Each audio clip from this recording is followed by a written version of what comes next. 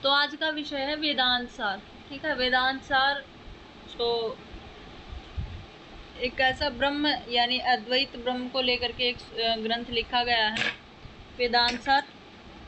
और वेदांत आपको पता है ना, उपनिषदों को भी वेदांत कहा जाता है, क्योंकि वो क्या होता है ना, वेदों के अंतिम भाग हैं, वैदिक साहित्य के अंतिम भाग है, इसलिए उनको वेदांग कहा जाता है, वेदांत कहा जाता है। लेकिन वेदांत सार अलग है, दर्शन है एक। वेदांत सार आप देखेंगे तो 2 प्रमाण मानता है शायद, वेदांत सार नहीं 4 5 या 6 प्रमाण मानता है, मैंने आपको पढ़ाया था एक दिन। अब देख लेते हैं कितना क्या कुछ मानता है।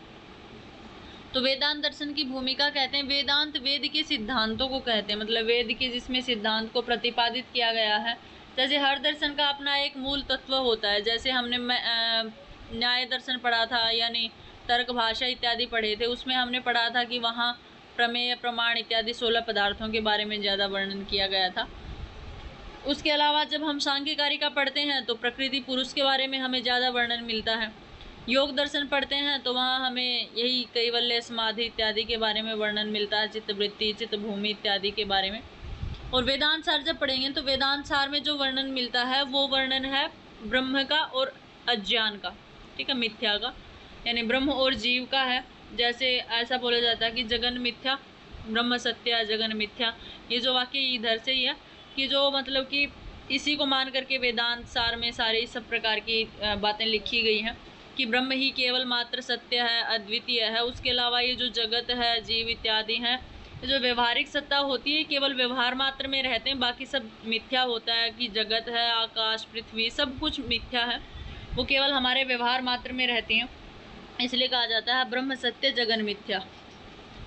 तो कहते हैं वेदांत वेद के सिद्धांत हैं, वेद के 4 भाग हैं। पहले मंत्र भाग है, मतलब वेद लिखे गए हैं। उसके बाद ब्राह्मण भाग है, मंत्रों के ऊपर ब्राह्मण ग्रंथ लिखे गए हैं। फिर आरण्यक लिखे गए हैं, और फिर क्या लिखा गया, उपनिषद लिखा गया है। कहते सर्वप्रथम वेदांत का प्रयोग उपनिषद के अर्थ में हुआ है। मैंने आपको बताया जैसे कि वेदांत उपनिषद को भी कहा जाता है, क्योंकि ये जो वेद के 4 भाग हैं इसमें सबसे अंतिम जो है वो उपनिषद है, और सबसे अंतिम है इसलिए वेदांत कहा जाता है। कि वेदों का जो अंतिम भाग है उसे उपनिषद कहते हैं, इसलिए उपनिषद को वेदांत कहा जाता है। उसके बाद में कह रहे उपनिषद वेद के अंतिम भाग हैं, इसीलिए इनको वेदांत भी कहा जाता है। आगे कह रहे हैं कि उपनिषद को आध्यात्मिक विद्या और ब्रह्म विद्या भी कहते हैं। आपको पता है कि उपनिषदों में आप जब देखेंगे तो या तो अध्यात्म विद्या के बारे में आपको वर्णन मिलेगा या ब्रह्म के बारे में वर्णन मिलेगा, मतलब जो गुह्य ज्ञान होता है, जो ब्रह्म इत्यादि आत्म रूपी जो ज्ञान होता है, उसी के बारे में वहाँ उपनिषदों में चर्चा की गई है। कहते वेद के अंतिम भाग होने से इसे वेदांत भी कहा जाता है, ये बात ऊपर भी आ चुकी है। अब इसके लिए कहा गया वेदांत सार के लिए, कहते वेदांतो नाम उपनिषद प्रमाणम। परिभाषा के अनुसार उपनिषदों को प्रमाण रूप में मानकर चलने वाला शास्त्र वेदांत दर्शन माना जाता है। ठीक है, मतलब कोई ना कोई किसी न किसी चीज को प्रमाण मानता है। उसके बाद जैसे कुछ ग्रंथ होते हैं वेदों को प्रमाण मानते हैं, कुछ ग्रंथ होते हैं ब्राह्मण ग्रंथों को प्रमाण मान करके लिखे जाते हैं, कुछ आरण्यकों को प्रमाण मान के लिखे जाते हैं। तो वहाँ पर जब हम देखेंगे तो उपनिषदों का जो वर्णन है वो ब्रह्म का और आत्मा का वर्णन है। उसी प्रकार से वेदांत दर्शन का भी जो वर्णन है उसमें किसका है, ब्रह्म का ही वर्णन दिया गया है। इसलिए वेदांत सार के को लेकर के कहा गया है वेदांतो नाम उपनिषद प्रमाणम, कि वेदांत क्या है, उपनिषदों को प्रमाण मान करके लिखने वाला ग्रंथ है। उसके बाद में है इसे सर्वप्रथम व्यवस्थित रूप देने का श्रेय आचार्य बादरायण को जाता है, जिन्होंने ब्रह्मसूत्र नामक ग्रंथ की संरचना की है। विद्वानों ने इन्हें वेदांत दर्शन का संस्थापक या प्रणेता आचार्य भी कहा गया है। ठीक है, मतलब जैसे ब्रह्मसूत्र है बादरायण के द्वारा लिखा गया है, तो ऐसा बोलते हैं कि जो वेदांत दर्शन है वो भी किसके द्वारा लिखा गया है, बादरायण के द्वारा। और कई जगह आपको लिखा मिलेगा कि वेद व्यास के द्वारा लिखा गया है, तो वेद व्यास को ही यहाँ पे बादरायण माना गया है। मतलब महाभारत वाले वेदव्यास न होकर के इनका उपनाम था बादरायण का वेदव्यास। बादरायण को ही अपर नाम यानी दूसरा नाम था ये वेदव्यास, इसलिए कहा जाता है कि वेदांत दर्शन जो है वो वेदव्यास के द्वारा लिखा गया है, या सीधा बोल सकते हैं कि बादरायण के द्वारा लिखा गया है। इसके प्रणेता कौन है, बादरायण है। आगे कह रहे विद्वानों ने इनका समय 400 ईस्वी पूर्व के लगभग निर्धारित किया है। तो यानी वेदांत दर्शन का जो आविर्भाव हुआ है वो लगभग 400 ईसा पूर्व हमारे यहाँ पर निर्धारित किया जाता है। महर्षि बदर का वंशज होने के कारण इसे बादरायण नाम से जाना जाता है। ठीक है, बदर कोई ऋषि रहे हैं, महर्षि रहे हैं, उनके वंशज होने की वजह से इनको बादरायण कहा जाता है। और बादरायण इनके कौन है, प्रणेता हैं। अब सबसे पहले है वेदांत सार का मंगलाचरण। कहते वेदांत सार के मंगलाचरण में ब्रह्म की वंदना की गई है। आपको पता है जब कोई भी ग्रंथ लिखा जाता है तो निर्विघ्न समाप्ति के लिए किसी न किसी देवता को, किसी न किसी सत्ता को मतलब एक प्रकार से उसकी वंदना की जाती है। तो यहाँ वेदांत सार में किसकी वंदना की गई है, ब्रह्म की वंदना की गई है। कहते हैं अखंडम सच्चिदानंदम अवांग मनस गोचरम आत्मानम अखिल आधारम आश्रय अभिष्ट सिद्धय। कहते हैं अखंडम अर्थात जो ब्रह्म कैसा है, अखंड है, जिसके किसी प्रकार से कोई टुकड़े नहीं हो सकते हैं। सच्चिदानंद यानी सच्चित और आनंद का स्वरूप है। सत्य यानी हमेशा विद्यमान रहने वाला है। चित्त यानी चेतन जो है, और आनंद यानी हमेशा आनंदमय रहने वाला है। आगे कह रहे अवांग मनस गोचरम। अवांग यानी जो वाणी से भी और मन से भी जो अगोचर है, मतलब न वाणी के द्वारा जाना जा सकता है न मन के द्वारा जिसे जाना जा सकता है। वाणी और मन दोनों से क्या है, परे है, इनका विषय नहीं है। आत्मानम अखिल आधारम आश्रय अभिष्ट सिद्ध है। आत्मानम मतलब सभी आत्माओं का, अखिल यानी जितनी भी संसार में प्राणी इत्यादि रूपी जो आत्माएं हैं उन सब का, अखिलम आधारम सबका आधार है, सभी आत्माओं का, सभी जीवों का, सभी स्थावर जंगम मतलब जितना भी प्राणी इत्यादि इस संसार में है सबका जो आधार है, अखिल होता संपूर्ण का, सबका आधार है। तो अभिष्ट सिद्ध है। मैं अपने अभिष्ट की सिद्धि के लिए, मतलब मैं अपने वेदांत सार को लिखने के लिए, अपने अभिष्ट की कि मेरा जो वेदांत दर्शन है वो निर्विघ्न समाप्त हो जाए, इस अभिष्ट की सिद्धि के लिए आश्रय, मैं उस ब्रह्म का आश्रय ग्रहण करता हूँ, या उस ब्रह्म को क्या करता हूँ, वंदना करता हूँ। ठीक है, तो आई थिंक आपको समझ में आया होगा कि इस ग्रंथ की समाप्ति के लिए, यानी किसी प्रकार का कोई दुख इत्यादि इस ग्रंथ में न आए, कोई विघ्न न आए, उस अभीष्ट की सिद्धि के लिए जो सबका आधार है, अखंड है, जो सतचित आनंद है, जो मन और वाणी इत्यादि से परे है, ऐसे ब्रह्म की मैं उपासना करता हूँ, या मैं ऐसे ब्रह्म का आश्रय ग्रहण करता हूँ। ठीक है।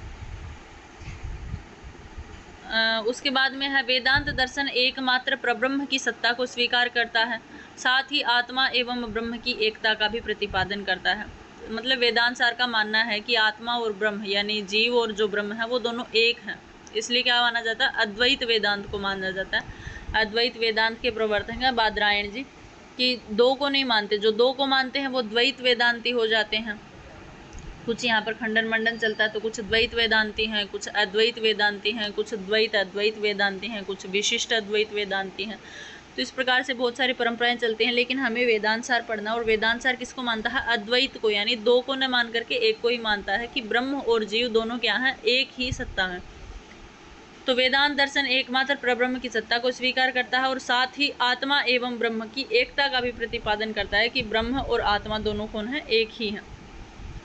कहते हैं यहाँ आत्मा के 4 विशेषणों का प्रयोग किया गया है। आत्मा कैसी है, अखंडम, अखंड है, सच्चिदानंद है, अवांग मनस गोचरम है, और अखिल आधार है, मतलब सबका आधार है। उस परमात्मा के लिए इन 4 विशेषणों का प्रयोग किया जाता है।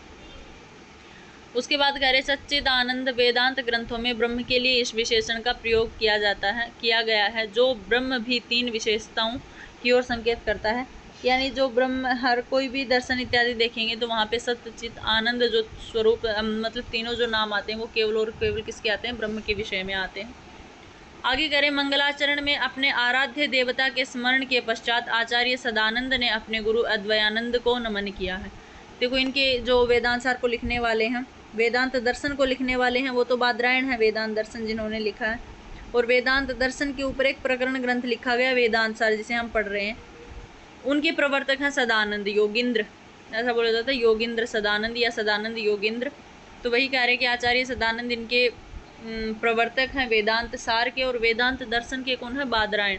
और वेदांत दर्शन एक मुख्य ग्रंथ है, और उसी ग्रंथ से निकला हुआ वेदांत सार है एक प्रकरण ग्रंथ है, मतलब किसी एक शेष भाग का जहाँ पर वर्णन किया गया है वो सदानंद के द्वारा लिखा गया है। तो पहले सदानंद योगिंद्र ब्रह्म को नमन करते हैं, ब्रह्म का आश्रय लेते हैं, और उसके पश्चात अपने देवता का स्मरण करने के पश्चात क्या करते हैं, अपने गुरु का स्मरण करते हैं। इनके गुरु का नाम है अद्वयानंद। ठीक है, अद्वयानंद मतलब जो दो को नहीं मानता है, यानी जीव और ब्रह्म को अलग अलग नहीं मानता है, तो नाम भी देखो ऐसा ही है, अद्वयानंद। तो अद्वयानंद नामक गुरु का क्या करते हैं, स्मरण करते हैं। कहते हैं अर्थ तो अपि अद्वयानंद अतीत द्वैत भानतः गुरुन आराध्य वेदांत सारम वक्षे यथामति। ये कह रहे हैं कि अर्थ तो यानी अर्थ से भी, गुरु का नाम कैसा है, अर्थ से भी, अपि मतलब अर्थ से भी, अद्वयानंद है, जो अद्वयानंद है मतलब दो को न मानने वाला। अब अद्वयानंद का अर्थ क्या होता है? जो दो को न माने वो अद्वयानंद, जो दो को माने वो द्वयानंद। तो इनके गुरु का नाम है अद्वयानंद। तो कह रहे हैं कि अर्थ से भी कैसे है गुरु का नाम अद्वयानंद है, अर्थात जिसमें दो की भावना नहीं है। द्वैत न भानत है, अभानत है, मतलब अर्थात जिस गुरु के अंदर जीव और ब्रह्म को लेकर के दो की भावना नहीं है।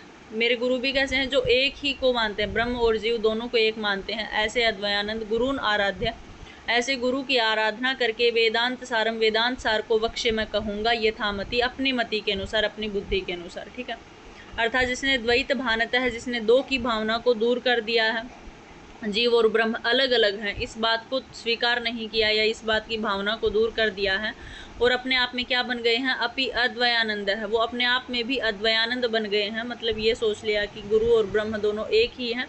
ऐसे मेरे गुरु की आराधना करके या मैं अपने गुरु के आराध्य हो करके वेदांत सारे वक्ष्य यथामति, मतलब मैं अपनी मति के अनुसार, अपनी बुद्धि के अनुसार मैं क्या करूँगा? वेदांत सारम वक्ष्य, मैं वेदांत सार को कहूँगा या आप वेदांत सार को लिखूँगा।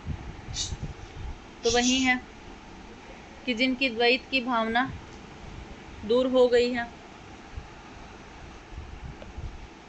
यथार्थ रूप में भी अखंड आनंद स्वरूप अद्वयानंद नामक गुरु की आराधना करके मैं सदानंद अपनी बुद्धि के अनुसार वेदांत सार को कहूँगा। ठीक है, आगे कह रहे हैं उपनिषदों को प्रमाण मानकर चलने वाला शास्त्र वेदांत कहा गया है। ठीक है, ये उपनिषदों को मान करके चलता है क्योंकि उपनिषदों में का ही वर्णन क्या है? ब्रह्म और जीव की सत्ता को मानना, या ब्रह्म और आत्मा के विषय में जो वर्णन है वो हमें उपनिषदों में मिलता है और उपनिषदों के बाद हमें वेदांत सूत्र में भी यही मिलता है, वेदांत दर्शन में भी यही मिलता है और वेदांत दर्शन के ऊपर लिखा गया ग्रंथ वेदांत सार है। इसलिए इसमें भी क्या है? ब्रह्म और जीव की सत्ता यानी आत्मा को मान करके चलने वाला ये ग्रंथ है, इसलिए कैसा है? उपनिषदों को प्रमाण मानने वाला है। और आगे कहा गया है और ब्रह्म सूत्र, शारीरिक सूत्र आदि इसके उपकारक ग्रंथ हैं। ब्रह्म सूत्र को ही शारीरिक सूत्र कहा जाता है, शारीरक सूत्र। और ब्रह्म सूत्र भी बादरायण ने लिखा और वेदांत भी बादरायण ने लिखा है, वेदांत दर्शन यानी वेदांत सूत्र इत्यादि। तो ये जो ग्रंथ है वो उपनिषदों को प्रमाण मानता है। और सहायक ग्रंथ किसे मानता है? ब्रह्म सूत्र को सहायक ग्रंथ मानता है या शारीरक सूत्र इत्यादि को। शारीरक सूत्र ब्रह्म सूत्र का ही दूसरा नाम है, इसको उपकारक मानता है, इसको सहायक मानता है। तो वही है, वेदांत सार किस किस को मानता है? उपजीव्य मानता है वे उपनिषदों को, और सहायक किसे मानता है? ब्रह्म सूत्र को या शारीरक सूत्र को। वही दिया गया है वेदांतो नाम उपनिषद प्रमाणम तद उपकारिणी शारीरक सूत्रादि नीचे। ये कह रहे कि वेदांतो नाम उपनिषद प्रमाणम, अर्थात वेदांत दर्शन वेदांत सार कैसा है? उपनिषद प्रमाणम नाम है, जो उपनिषदों को प्रमाण मान करके लिखा गया है। और तद उपकारिणी मतलब अपने उपकार में, अपने सहायक ग्रंथों में जो शारीरक सूत्र आदि नीचे, मतलब अपने ग्रंथों में शारीरक सूत्र इत्यादि को सहायक ग्रंथ मान करके ये लिखे जाने वाला ग्रंथ है, इसका नाम क्या है? वेदांत दर्शन है। तो वही कह रहे वेदांत शास्त्र उपनिषदों को प्रमाण रूप में स्वीकार करता है और ब्रह्म सूत्र यानी शारीरक सूत्र को क्या किस ग्रंथ में? उपकारक के ग्रंथ में या व्याख्या ग्रंथ में इसको स्वीकार करता है। अब आगे कह रहे सदानंद योगींद्र 16वीं शताब्दी के वेदांताचार्य हैं और वेदांत में व्यवहारिक तथा पारमार्थिक दो दृष्टिकोणों से ब्रह्म पर विचार किया गया है। तब जो सदानंद योगींद्र हैं वो अपनी 16वीं शताब्दी के आचार्य हुए हैं, वेदांताचार्य हुए हैं। उसके बाद करें कि वेदांत में व्यवहारिक और पारमार्थिक दो सत्ताओं को स्वीकार किया गया है। व्यवहारिक पक्ष में हम जीव को रखते हैं और पारमार्थिक सत्ता में हम ब्रह्म को रखते हैं कि जो जैसा है बिल्कुल वैसा ही बिहेव करता है जो ब्रह्म है वो। लेकिन जीव कैसा है? जीव मिथ्या के अंतर्गत आकर के मतलब एक अपने आप में एक जगत की सृष्टि कर लेता है, जगत की रचना कर लेता है, हालांकि जगत ऐसा होता ही नहीं है, कुछ भी ये सब कुछ ऐसा माना जाता है। तो जीव कैसा है? व्यवहारिक है और ब्रह्म कैसा है? पारमार्थिक है। कहते दो भिन्न दृष्टिकोणों से विचारित ब्रह्म प्रब्रह्म व अपर ब्रह्म द्वारा संबोधित किया गया है। मतलब ये जो दो दृष्टिकोण हैं इनको विचार करके एक तो ब्रह्म के नाम से कह दिया जाता है जो ब्रह्म है वास्तव में, और दूसरा अपर ब्रह्म के नाम से यानी जीव को अपर ब्रह्म के नाम से बोधित कर दिया जाता है। आगे कह रहे हैं प्रब्रह्म वेदांत का निर्गुण निरुपाधिक ब्रह्म है, यानी प्रब्रह्म जो है वो वेदांत का कैसा है? निरुपाधिक ब्रह्म है, मतलब एकदम विशुद्ध ब्रह्म है। एक वेदांत में विशुद्ध ब्रह्म का वर्णन मिलता है और एक उपाधिक यानी जिस जो मिथ्या इत्यादि से लिपटा हुआ है, ज्ञान इत्यादि से, उस ब्रह्म का वर्णन मिलता है। किंतु अपर ब्रह्म है वो उपाधिकृत है। वो आगे उपाधियाँ इसीलिए समझाएंगे कि उपाधिकृत मतलब अज्ञान से जो बिल्कुल रहित हो वो निरुपाधिक है, और उपाधिकृत जो अज्ञान से लिपटा हुआ है, जिसके ऊपर अज्ञान की साया है, वो क्या कहलाता है? उपाधिकृत कहलाता है। तो एक ब्रह्म है वो निरुपाधिक है और दूसरा ब्रह्म है वो कैसा है, उपाधिकृत है। उपाधि युक्त सगुण सविशेष ब्रह्म ही ईश्वर संज्ञा से संबोधित किया जाता है। ये आप पढ़ेंगे आगे जाकर के, ईश्वर इत्यादि की जगत की रचना करने वाला ईश्वर है, सबका कारण जीव है, ईश्वर है, इस प्रकार से पढ़ेंगे। तो यहाँ पे ईश्वर किसे बोला गया है, एक शुद्ध जो चैतन्य होता है जिसमें किसी प्रकार की कोई उपाधि, जिसमें किसी प्रकार का कोई अज्ञान इत्यादि नहीं होता है, वो तो होता है शुद्ध ब्रह्म। और जिस ब्रह्म में उपाधि होती है यानी अज्ञान के कारण जो बना अपना जगत बनाता है, या मतलब जिसमें अज्ञान होता है, उसे क्या कहा जाता है, ईश्वर के नाम से जाना जाता है। उसके बाद में है ईश्वर का यथार्थ रूप ब्रह्म ही है, मतलब ईश्वर वास्तव में क्या है, यथार्थ रूप में ब्रह्म ही है, लेकिन अज्ञान के कारण ब्रह्म को ही ईश्वर कह दिया जाता है। बात यह है, वैसे तो ब्रह्म ही है, ईश्वर और ब्रह्म दोनों एक ही हैं, लेकिन जैसे ही ब्रह्म अज्ञान से आविर्भूत हो जाता है तो उसे क्या कहा जाता है, ईश्वर के नाम से जाना जाता है। कहते सृष्टि के उपादान कारण व निमित्त कारण दोनों ईश्वर ही हैं। मतलब जैसे सृष्टि का उपादान कारण होता है, उपादान कारण क्या होता है कि जिसके द्वारा किसी चीज़ को हम उत्पन्न ना ही कर सके, मतलब जिसके होने से ही वो चीज़ उत्पन्न हो, वो कार्य उत्पन्न हो। जैसे माता पिता हैं इसलिए हम उत्पन्न हुए, अगर माता पिता नहीं होते तो हम उत्पन्न नहीं होते। तो माता पिता हमारे लिए क्या हो गए, उपादान कारण हो गए। तो इसलिए कहा गया है कि सृष्टि का उपादान कारण भी और निमित्त यानी कोई और कारण जो जिसमें सहायक सिद्ध हो जाए वो निमित्त कारण कहलाता है। तो सृष्टि का उपादान कारण और निमित्त कारण दोनों के दोनों वेदांत किसको मानता है, ईश्वर को ही मानता है। आगे कहते हैं कि माया उपाधि से अभिहित हुआ ब्रह्म ही ईश्वर नाम से कथित होता है, अतः माई कहलाता है। मतलब जब ईश्वर अज्ञान से ढका हुआ होता है, यानी ब्रह्म जब अज्ञान से ढका हुआ होता है तो उसे क्या कहते हैं, माया कहते हैं, कि माया क्या आविर्भूत हुआ है। जैसे हम नॉर्मल अज्ञान नाम लेते हैं, अज्ञान भी कह सकते हैं, और अज्ञान का ही दूसरा नाम माया है।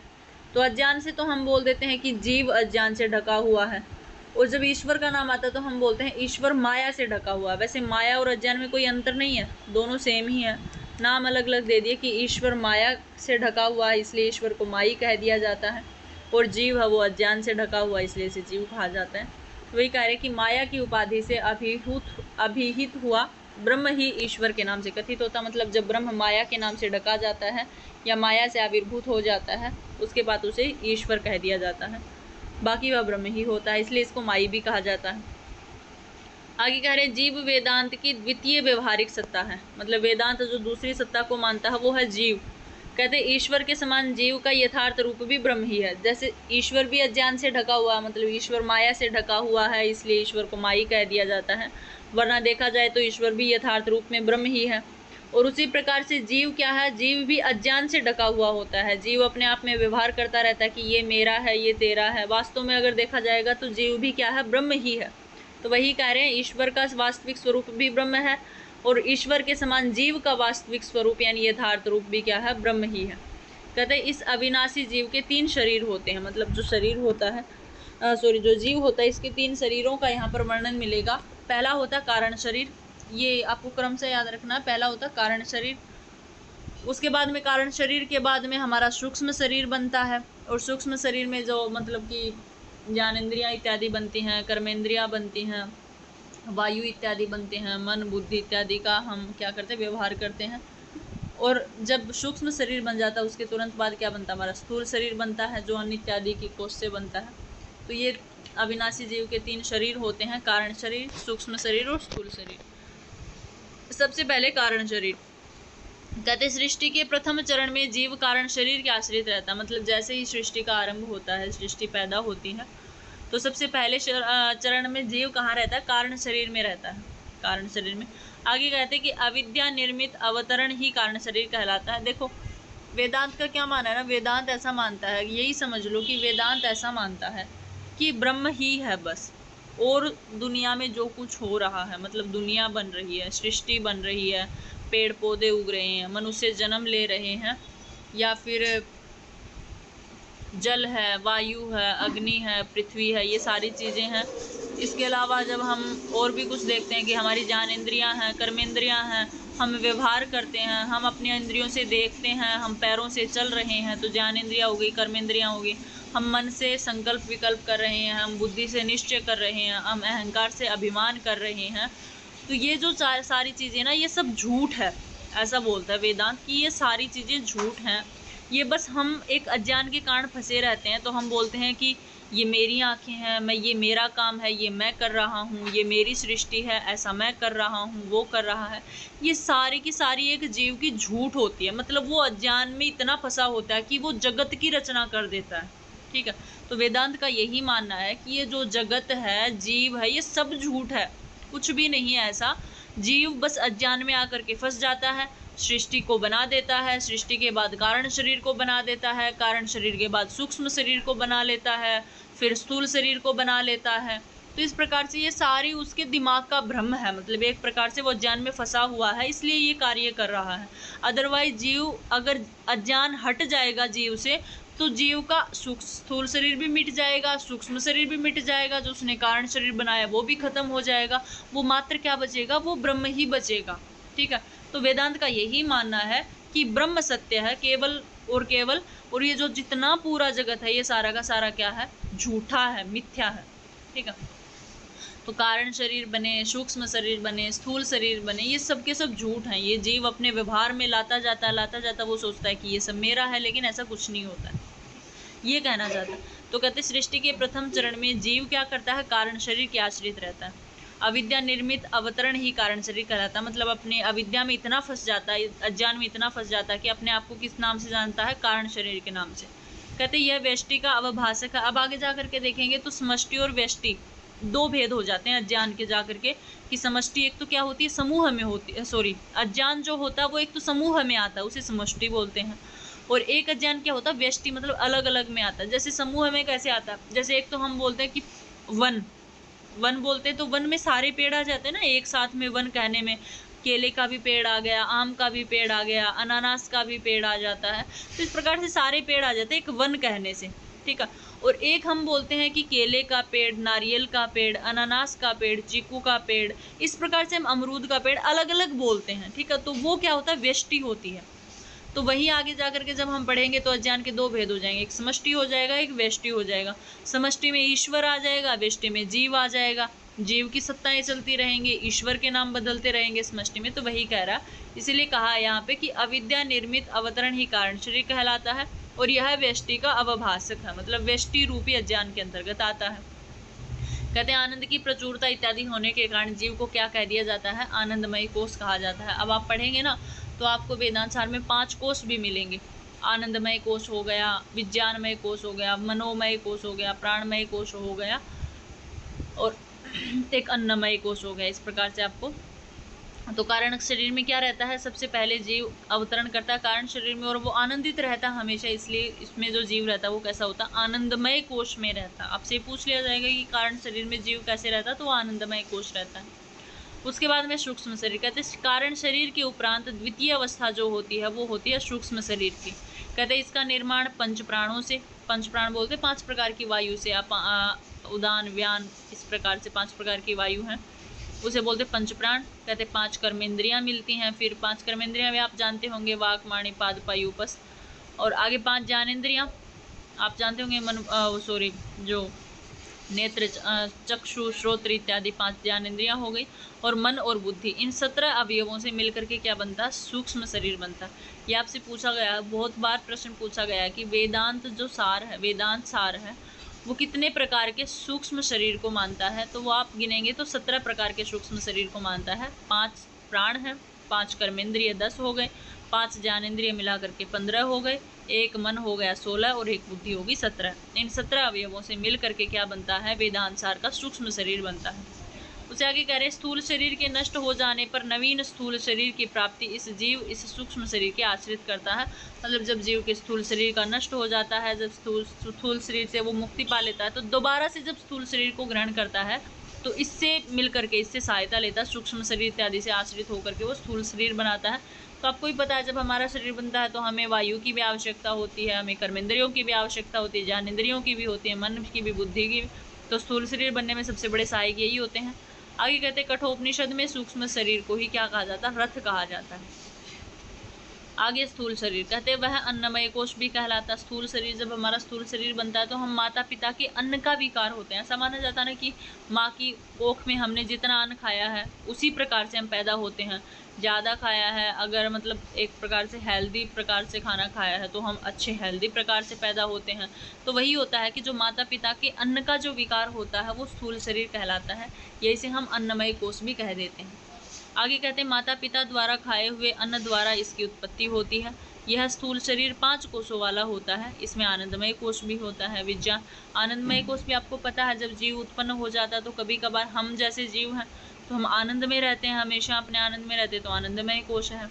विज्ञानमय होता है। विज्ञानमय इसलिए होता है क्योंकि हमारे अंदर बुद्धि होती है और बुद्धि का काम क्या होता है, ज्ञान विज्ञान करना, तो इसलिए हम विज्ञानमय कोश में भी रहते हैं। और हमारे अंदर मन भी होता है, इसलिए हम मनोमय कोश में भी रहते हैं। प्राण यानी वायु इत्यादि भी हमारे अंदर बहती रहती है तो प्राणमय कोश हो जाता है। और अन्न यानी हम खाते पीते हैं या खाने पीने से ही हम उत्पन्न हुए हैं तो इसलिए अन्नमय कोश भी हो जाता है।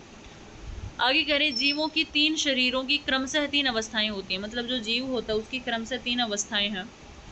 एक है सुषुप्ति अवस्था, मतलब जब जीव कारण शरीर में होता है ना, कारण शरीर उसका होता है तो उसकी कोई अवस्था नहीं होती, वो सुषुप्त रहता, हमेशा सोता हुआ रहता है, उसकी कोई जागृत इत्यादि अवस्था नहीं होती, वो सुषुप्ति अवस्था में रहता है। उसके बाद जब कारण शरीर से निकल करके उसकी ज्ञानेंद्रियां बननी शुरू हो जाती हैं, कर्मेंद्रियां बननी शुरू हो जाती हैं, प्राण इत्यादि मिल जाते हैं, मन बुद्धि इत्यादि मिल जाता है। देखो अब तक उसे शरीर नहीं मिला है, केवल मात्र क्या मिला, सूक्ष्म शरीर मिला है, थोड़ा थोड़ा शरीर मिला है। तो वो कैसा होता है, न तो वो सुषुप्त होता है उस टाइम, ना तो वो सोता हुआ होता है और न जागृत होता, वो किस में होता है, स्वप्न में होता है। ठीक है, जैसे हम स्वप्न में जब रात को स्वप्न लेते हैं तो अगर हमें किसी प्रकार का स्वप्न आ जाता है, जैसे हम रात को सपने में सोते सोते क्या पता प्रोफेसर बन जाए, क्या पता IAS बन जाते हैं, तो हमें वो लगता है ना, जैसे ना तो हमें ये लगता है कि हम सो रहे हैं और ना हमें ये लगता है कि हम जाग रहे हैं। उठते हैं तो वो स्वप्न भंग हो जाता है। तो इस प्रकार से क्या होता है, जब सूक्ष्म अवस्था में जब शरीर होता है या जीव होता है तो वो कैसी अवस्था में रहेगा, स्वप्न अवस्था में रहेगा।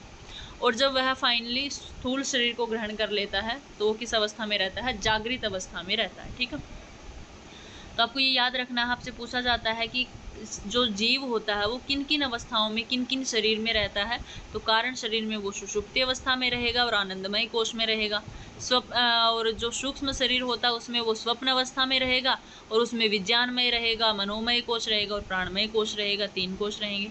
और जब वो जागृत अवस्था में हो जाता है तो उसके पास क्या होता है, एक स्थूल शरीर होता है, जागृत अवस्था होती है और अन्नमय कोश इत्यादि इसके अंतर्गत मिलेंगे आपको। ठीक है, उसके बाद में है माया तथा अविद्या का भेद सत्व की शुद्धि और अशुद्धि पर आधारित होता है। माया ईश्वर की उपाधि है किंतु जीव की उपाधि अविद्या। ये मैंने बताया था कि माया और अविद्या दोनों में क्या है, दोनों में कोई भेद नहीं है, मतलब एक प्रकार से दोनों ही अज्ञान है। माया भी अज्ञानी है और अविद्या के अंतर्गत भी अज्ञान आता है, दोनों ही अज्ञान है।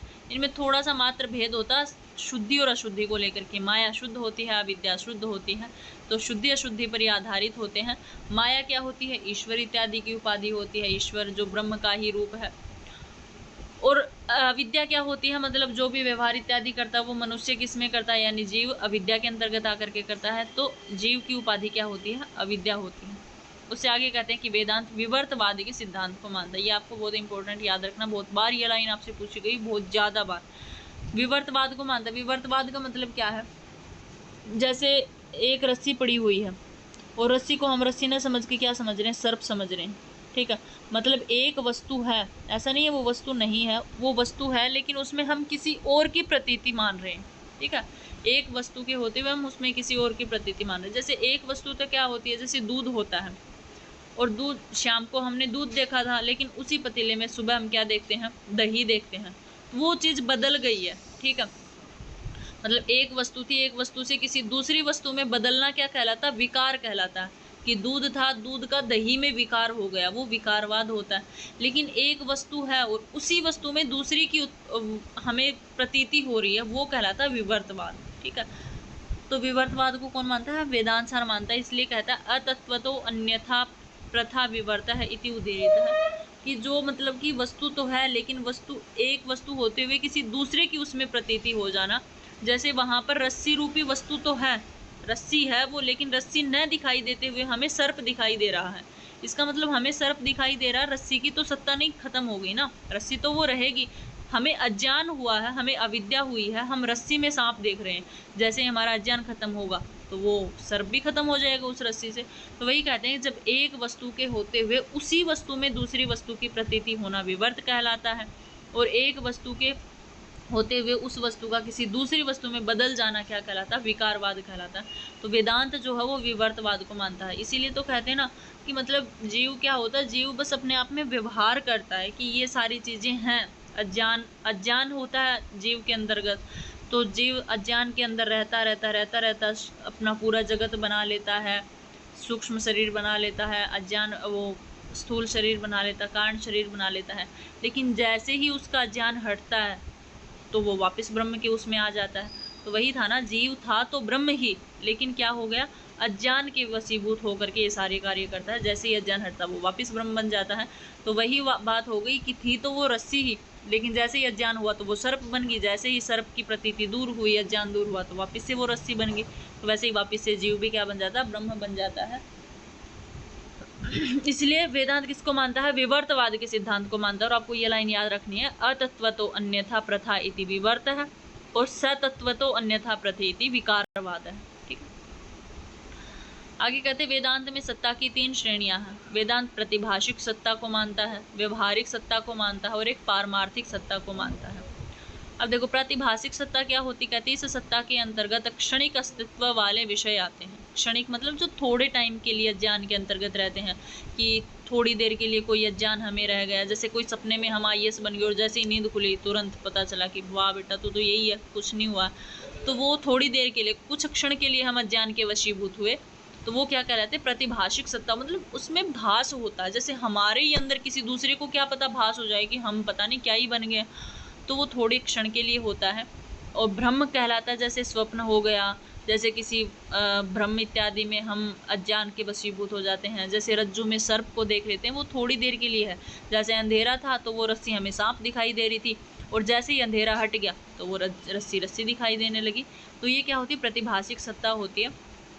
और आगे क्या कह रहा है, किंतु उत्तर काल में प्रतिभाषिक स्वरूप का बोध हो जाता है। मतलब उत्तर काल में जब हमें ज्ञान की प्राप्ति हो जाती है तो हमें फाइनली पता चल जाता है कि हमारे झूठ था, मिथ्या था सब कुछ। व्यवहारिक सत्ता क्या होती, कहती व्यवहारिक सत्ता के अंतर्गत वाले विषय व्यवहार रूप में सत्य प्रतीत होते हैं। मतलब हम ऐसा व्यवहार करते हैं कि हमें सब कुछ सच्चाई लगती है। जैसे जगत क्या लगता है, हमें सच्चा लगता है। अब हम जीव हैं, लेकिन हम वेदांत सार तो पढ़ रहे हैं, लेकिन फिर भी हमें क्या लग रहा है, ये तो बकवास है कि जगत कुछ नहीं है, सूक्ष्म शरीर झूठ है, जीव अज्ञान में फंसा रहता है, हमारे लिए कुछ नहीं है। ऐसा कुछ नहीं होता है, नॉर्मल वही है। तो वही कह रहा है कि जीव व्यवहार के रूप में क्या करता है, सत्य मान लेता है हर चीज़ को। कहता है इस सत्ता के अंतर्गत समस्त सांसारिक पदार्थ, घटपट आदि सब कुछ आते हैं। मतलब ये जो व्यवहारिक सत्ता है ना आपकी, सब कुछ इसके अंतर्गत आ जाएगा। जगत भी इसके अंतर्गत आ जाएगा, पेड़ पौधे, पृथ्वी, अग्नि, जल, वायु, सूक्ष्म शरीर, स्थूल शरीर, घटपट, जो भी कुछ होता है ना, सब कुछ आपका सांसारिक सत्ता जितनी भी है वो सब इसके अंतर्गत आ जाएंगी। करे व्यवहारिक सत्ता का अस्तित्व अधिक स्थायी होता है। आपको पता ना, आप खुद ही सोचते हैं कि 100 साल तक जिएंगे, तो 100 साल की सत्ता शैक्षणिक तो होती नहीं है, छोटी सी तो होती नहीं है, बहुत लंबी होती है। तो अब 100 साल तक हमें तो यही लगेगा कि अपना ही संसार है, मेरा शरीर है, मेरी ही आँखें हैं, मेरे ही हाथ हैं। ऐसा थोड़ी ना कोई बोलता है कि ये मेरी आँखें नहीं है या मेरे शरीर नहीं, हम तो यही बोलते हैं ना, भाई हमारा है। तो ये व्यवहारिक सत्ता क्या होती है ना, बहुत लंबे समय तक स्थायी रहती है। इसका जो अज्ञान होता है बहुत लंबे समय तक होता है, और परंतु पूर्ण सत्य नहीं होता है। ये भी आपको पता है कि अंत में जाता जाता मनुष्य को जब ज्ञान होता है ना, वो ऐसा सोचता तो है कि ये संसार कुछ नहीं है, सब यहाँ मैंने इतना सब कुछ कमाया किसी और के लिए। लेकिन जैसे वो मतलब ज़िंदगी में होता, जीता, तब ये सारी बातें नहीं सोचता, लेकिन मरते टाइम ज़रूर सोचता। वही कहते हैं कि पूर्ण रूप से सत्य नहीं होता, व्यवहार जो होता वो अपूर्ण रूप से सत्य होता है। अब एक होती पारमार्थिक सत्ता, कहते यह सत्ता पूर्ण रूप से सत्य होती है, और इस सत्ता के अंतर्गत केवल और केवल मात्र ब्रह्म आता है। अब बताओ, ब्रह्म तो कोई किसी प्रकार की कोई झूठ है नहीं, किसी प्रकार की कोई अशुद्धि नहीं है। तो ब्रह्म क्या होता है, पूर्ण रूप से सत्य है, पूर्ण रूप से शुद्ध है। इसलिए पारमार्थिक सत्ता के अंतर्गत केवल और केवल क्या आता है, ब्रह्म आता है। उसके बाद है वेदांत सार के अनुसार कारण। वेदांत सार 2 प्रकार के कारणों को मानता है, या तो निमित्त कारण को मानता है या उपादान कारण को मानता है। मतलब किसी भी कार्य को करने के लिए 2 कारण आवश्यक होते हैं, या तो उसका उपादान कारण आवश्यक होता है, और या उस कार्य में निमित्त कारण उसकी भूमिका निभाता है। कहता निमित्त कारण वह है जिसकी सहायता से कार्य की उत्पत्ति होती है, और उपादान क्या है? कारण जो तत्व कारण में रहता है, मतलब कार्य का जो तत्व, कार्य केवल और केवल उसी से उत्पन्न होगा, उसी कारण से उत्पन्न होगा। इन दोनों में क्या होता है? समवाय संबंध होता है। उपादान कारण का ही दूसरा नाम समवाय कारण कहलाते हैं। जैसे हम न्याय दर्शन में या तर्क भाषा में हम पढ़ते हैं ना, समवायी कारण, असमवायी कारण, निमित्त कारण। तो निमित्त कारण तो वही है सहायक, लेकिन उपादान कारण का भी दूसरा नाम क्या होता है? समवायी कारण ही होता है, कि कार्य केवल और केवल किसमें? कारण में ही विद्यमान रहता है, इसलिए इसे उपादान कारण कहा जाता है। वेदांत स्वीकृत प्रमाण। वेदांत कितने प्रमाणों को मानता है? तो कहते हैं वेदांत 6 प्रकार के प्रमाणों को मानता है। वो मैं शुरू में बोल रही थी ना, 2 प्रमाणों को, शायद 4 प्रमाणों को, 6 प्रमाणों को मानता है। 2 प्रमाणों को वैशेषिक दर्शन मानता है, ठीक है। वैशेषिक जैन और बौद्ध जो होते हैं ना, ये 2 प्रमाणों को मानते हैं, प्रत्यक्ष अनुमान को। और वेदांत जो होता है वो 6 प्रमाणों को मानता है। प्रत्यक्ष प्रमाण को मानता है, अनुमान प्रमाण को मानता है, उपमान को मानता है, आगम को मानता है, अर्थापत्ति को मानता है और अनुपलब्धि प्रमाण को मानता है, ठीक है। तो यहाँ तक बताओ, आपको किसी को कोई दिक्कत परेशानी हो तो बताओ। यहाँ तक तो मैंने पढ़ाई दिया था, ये इसका ऊपर पढ़ाया था मैंने। ये मंगलाचरण है। खंडम सच्चिदानंदम अवांग मनस गोचरम आत्मानम अखिलम आधारम आश्रयभिष्ट सिद्धये। ये सदानंद योगींद्र ने अपने आश्रय को ग्रहण करते हुए, यानी ब्रह्म का आश्रय ग्रहण करते हुए ये मंगलाचरण लिखा है। उसके बाद में अपने अद्वैयानंद की आराधना की इन्होंने, अपने गुरु अद्वैयानंद की आराधना। उसके बाद ये वेदांत सार का वर्णन करूँगा, ऐसा करके वेदांत सार के वर्णन करते हैं। तो ये हम भी वेदांत सार का वर्णन कल से करेंगे, ठीक है। तो आप बताओ, यहाँ तक आपको किसी को किसी भी प्रकार की कोई परेशानी हो तो बताओ। देखो ये वेदांत सारा ना थोड़ा सा टफ है, इसको यही शुरू में यही समझ लो कि ये जो भी बताएगा ना वो सारी झूठी है। ये सूक्ष्म शरीर उत्पन्न करेगा वो भी आपकी झूठी है, स्थूल शरीर उत्पन्न करेगा वो आपकी झूठ है, लास्ट में मिटते चले जाएंगे। जैसे ही जीव को ज्ञान हो जाएगा ना, तो स्थूल शरीर जहाँ से निकला था सूक्ष्म शरीर से, वो सूक्ष्म शरीर में मिल जाएगा। सूक्ष्म शरीर कारण शरीर से निकला था तो वो कारण शरीर में आगे मिल जाएगा। और कारण शरीर अब आगे जाए कहाँ? तो कारण शरीर ब्रह्म में विलीन हो जाएगा। ऐसे ही जीव होता है, ईश्वर होता है। ईश्वर जब स्थूल शरीर होता है तो विश्व वैश्वानर का रूप धारण कर लेता है, तो वो वैश्वानर आकर के जब सूक्ष्म शरीर में सूत्रात्मा हिरण्यगर्भ इत्यादि होते उसमें आके मिल जाएगा। हिरण्यगर्भ सूत्रात्मा है, वो ईश्वर में आके मिल जाएंगे और ईश्वर स्वयं जाके ब्रह्म में मिल जाएगा। तो ये सब इसकी बातें हैं, बस थोड़ा सा इसे थोड़ा सा ध्यान से पढ़ना है। ये हर बार प्रश्न पूछे जाते हैं वेदांत सार से, ऐसा नहीं होता है। इसको थोड़ी सी प्रायोरिटी ज़्यादा दी जाती है, तो इसकी डेफिनेशन आपको अच्छे तरीके से याद करनी है। बाकी यहाँ तक जितना इसका इंट्रोडक्शन था वो मैंने आपको बता दिया। और मोटे मोटे रूप में वेदांत सार में आपको यही पढ़ना है। 3 सत्ताएँ हैं और निमित्त कारण उपादान कारण है। ये इसके प्रमाण पढ़ने हैं आपको। प्रमाण तो कहाँ ही पढ़ने, ये आपको सुषुप्ति स्वप्न जागृत अवस्थाएं पढ़नी हैं। ये आपको स्थूल शरीर सूक्ष्म शरीर और कारण शरीर पढ़ना है। इसके अलावा आपको पंचकोश पढ़ने हैं कि अन्नमय क्या होता है, प्राणमय क्या होता है, ये सब पढ़ना है। तो यहाँ तक आपको पढ़ना है। यहाँ तक आपको किसी को किसी भी प्रकार की कोई परेशानी हो तो बताओ।